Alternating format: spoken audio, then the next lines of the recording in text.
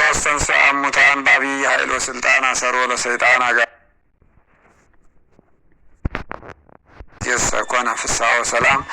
በስመ አብ ወወልድ ወመንፈስ ቅዱስ አሐዱ አምላክ። አማስሩ ወሰዱሱ ለሚያዝያ በዛቲ ዕለት ኮነ ሰማዕተ ሱስንዮስ ወልደ ሱሲ። አንድ አምላክ በሚሆን በአብ በወልድ በመንፈስ ቅዱስ ስም ሚያዝያ 26 በዚህች ቀን የሱሲ ልጅ ሱስንዮስ በሰማዕትነት አረፈ። ይህም የከሃዲው ዲዮቅልጥያኖስ ወዳጁ ነበረ። የእግዚአብሔር መልአክም ተገለጠለትና ሰማዕት እንደሚሆን ነገረው። ይህም ነገር በልቡ አደረ። ከዚህም በኋላ አምልኮ ጣዖትን እንዲያስፋፉና እንዲያድሱ ከሹመት ደብዳቤ ጋር ንጉሥ ወደ ኒቆምድያ ላከው። ቅዱሱም አይቶ እጅግ አዘነ። ከዚህም ወደ እርሱ አንድ ቄስ አምጥቶ የክርስትናን ትምህርት ተምሮ ተጠመቀ። ከዚህ በኋላ ወደ አንጾኪያ ተመለሰ። ፍጥረቱ ልዩ የሆነ ልጅን ወልዳ እህቱን አገኛት። ከዚህ በፊት ሴት ልጅ ወልዳ ገድላ ደሟን ጠጥታለች፣ ሰይጣን አድሮባታልና። በወፍና በከይሲ አምሳልም ይገለጥላት። በሀገር ውስጥም ልጅ በሚወለድ ጊዜ ወደ እርሱ ወርዳ በስራይም ገድላ ደሙን ትጠጣለች። ቅዱስ ሱስንዮስም ይህን ባየ ጊዜ ጦሩን አንስቶ ከልጇ ጋራ እህቱን ገደላት። ልጇ የሰይጣን ልጅ ናት ነውና። ሁለተኛም ስራዎች ስለሆኑ ባሏንና የባሏን አባቱን ስራኞች ስለሆኑ ባሏንና የባሏን አባት ገደላቸው። እነርሱም በስራቸው ሰውን እያሳመሙ ይገድላሉና። ከዚህ በኋላ ወደ ኒቆምድያ ተመልሶ ወደዚያ ወደ አጠመቀው ቄስ ደርሶ ያደረገውን ሁሉ ነገረው። ወደ አገሩ አንጾኪያም በተመለሰ ጊዜ ከእርሱ የሆነውን አባቱ ሱሲ አወቀ። መግደሉንም ወዶ ከንጉሱ ዘንድ ነገር ሰራበት። ያን ጊዜም ቅዱስ ሱስንዮስ ወደ ጣዖታት ቤት ሄዶ ወደ ሲኦል ይወርዱ ዘንድ በጌታችን ኢየሱስ ስም አዘዛቸው። ያን ጊዜም ምድራፏን ከፍታ ዋጠቻቸው። ጣዖታቱንም እንዳጠፋቸው ወሬ ተሰማ። አባቱም ዳግመኛ በንጉሥ ዘንድ ከሰሰው። ታላቅ ስቃይ የሚያሰቃዩት ዘንድ ንጉሥ አዘዘ። በብረት ዘንጎችም ደበደቡት። በመንኮራኩርም አበራዩት። በመዶሻም ቀጥቅጠው ሁለተኛ ደግመው እህል በሚያበራዩበት መሳሪያ አበራዩት። ከዚያም በከተማው ውስጥ ጎተቱት። የክብር ባለቤት ጌታችን ያጸናውና በስቃዩም ውስጥ ያስታግሰዋል። ከቁስሉም የሚፈውሰውን መልአኩን ልኮ ያለምንም ጉዳት አነሳው። ብዙ ሰዎችም አይተው በክብር ባለቤት ጌታችን በኢየሱስ ክርስቶስ ስም አምነው በእርሱ ምክንያት ሰማዕት ሆኑ። ንጉሡም ከማሰቃየቱ በደከመ ጊዜ ራሱን በሰይፍ ይቆርጡት ዘንድ አዘዘ። የሰማዕትነትን አክሊልም ተቀበለ። በስቃዩም ወራት በሰማዕትነት የሞቱት ቁጥራቸው 1109 ሆነ። ለእግዚአብሔር ምስጋና ይሁን። እኛንም በከበሩ ሰማዕታት ጸሎት ይማረን ለዘላለሙ። ሰላም ለሱስንዮስ ወልደ ጴጥሮስ ሱሲ ሕማማተ ስም ተአጋሲ ለቀቲለ እህቱ አጥባአ እንበለያ አንሃሲ በኃይለ ስራይ እንተ ፍጥረታ ትኮሲ በአምሳለ ኦፍ ወህብሩ ለከይሲ ሰላም እል ምእተ አሰረ አሃደ ምእተ ወተሳተ ዘሱስንዮስ ማህበረ ይሰጥውኒ ሙንቱ ሶበ እፄውኦሙ ወትረ እይሜንኑኒ በአንቀጽ ከመቃለ መጽሐፍ መሐረ ሶበ ያሀዩ ብእስየ ግዩረ። በዚህች ቀን የጠራቢ ልጅ ቅዱስ ዮሐንስ በሰማዕትነት አረፈ። ይህም ቅዱስ ከነነዌ ሀገር ነው። አባቱ ጣዖታትን የሚጠርብና የሚያመልክ ነው። እናቱ ግን ክርስቲያናዊት ናት።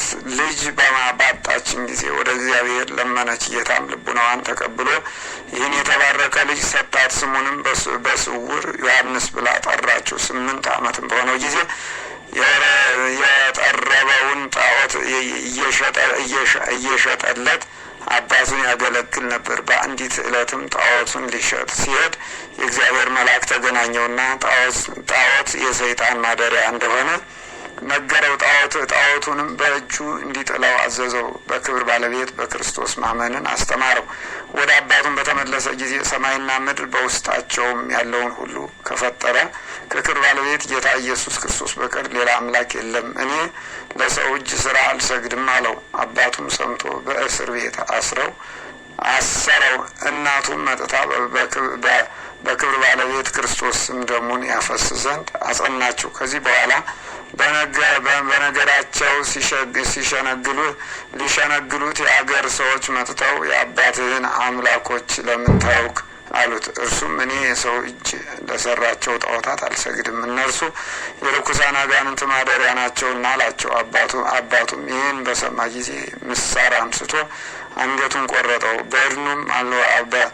በድኑም አልወደቀም፣ በደሙ እስከተጠመቀ ድረስ በእግሮቹ ቆመ እንጂ።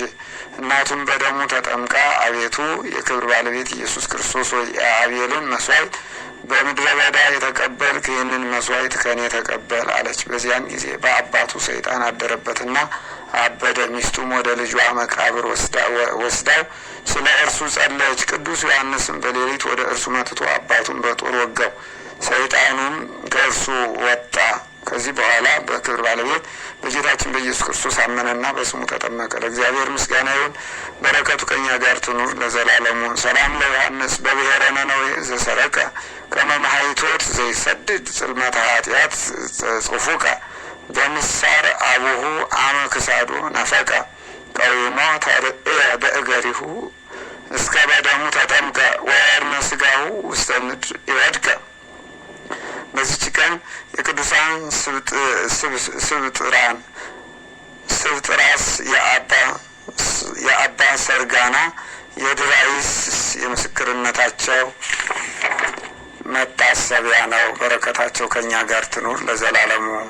አንድ አምላክ በሚሆን በአብ በወልድ በመንፈስ ቅዱስም ሚያዝያ 27 በዚች ቀን የከበረ ፊቅጦር በሰማዕትነት አረፈ። ዛቅረብኩ ማሕሌተ አዘኪርየ አእላፈም ለተጸምዱ ከዘልፈ ለላ አነብብ ተወከፍ ዘንዴተ መጽሐፈ እንተረሰይ ከግዚኦ ጸሪቀ መበለቱ ኩፈ እምእለ አበው ብዑላን ዘተርፈ ነቢያት ቅዱሳን ሐዋርያት ሰባክያን ሰማዕት አዲ ወመነኮሳት ሄራን ባርኩ ጉባኤ ዛቲ መካን እስከ አረጋዊ ልሂቅ እምንዑስ ሕፃን ለዘጸሐፎ በክርታስ ወለዘ አጽሐፎን ዘይደርስ ለዛ አንበቦ ለዘ ተርጎሞ በልሳን ሐዲስ ለዘ ሰማ ቃሎ በእዝነ መንፈስ በጸሎተ እሙ ማርያም አራቂተ ኩሉ እምባይስ ህቡረ ይመሐረነ ኢየሱስ ክርስቶስ። ሰላም ለክሙ ጻድቃን ወሰማዕት እለ ይረፍክሙ በዛቲ ዕለት መዋያነ ዓለም አንትሙ ከመ በብዙ ትዕግሥት ሰአሉ ቅድመ ፈጣሪ በኩሉ ሰዓት እንበለ ንስሐ ኪያነ ይንሣነ ሞት። ሰላም ለክሙ ጻድቃነ ዛቲ ዕለት ኩልክሙ እድ ወአንስት በበአስማቲክሙ ቅዱሳነ ሰማይ ወምድር ማኅበረ ሥላሴ አንትሙ ዝክሩነ በጸሎትክሙ በእንተ ማርያም እሙ ተማኅፀነ ለክርስቶስ በሥጋው ወበደሙ እግዚኦ ሰላመከ ሀባ ለሀገር ጽድቀከኒ ለቤተ ክርስቲያን አግርር ጸራ ወጸራይታ ታይተ እገሪሃ ለሀገሪትነ ኢትዮጵያ ለዓለመ ዓለም ለጳጳስ ክህነት ለንጉሥ መንግስት ለአረመኔ ትዕግስት ለቤተ ክርስቲያን ሳህለ ምሕረት ይላክልን። ከአውሮፓውያን ሴራ ከአሕዛብ መከራ ከሐሳዊ መሲህ ትንቢት ይሰውረን ይጠብቀን። ማህበራችን ያስፋልን። በዓለሙ ሁሉ ያሉትን ሕዝበ ክርስቲያን ይጠብቅልን። አቡነ ዘበሰማያት ይትቀደስ ትምጻእ መንግሥትከ ወይኩን ፈቃድከ በከመ በሰማይ ከማሁ በምድር ሲሳየነ ዘለለ ዕለትነ ሀበነ ዮም ወኅድግ ለነ አበሳነ ወጌጋየነ ከመ ንሕነኒ ንኅድግ ለዘአበሰ ለነ ኢታብአነ እግዚኦ ውስተ መንሱት አላ አድኅነነ ወአልሐነም ኩሉ እኩይ መዚአከ ይእቲ መንግሥት ኃይል ወስብሐት ለዓለመ ዓለም። በሰላመ ቅዱስ ገብርኤል መልአክ ወእግዝእትየ ማርያም ሰላም ለኪ ድንግል ወለነኪ ወድንግል በሥጋኪ እመ እግዚአብሔር ጸባኦት ሰላም ለኪ ቡርክት አንቲ እምአንስት ወቡሩክ ፍሬ ከርሥኪ ተፈሥሒ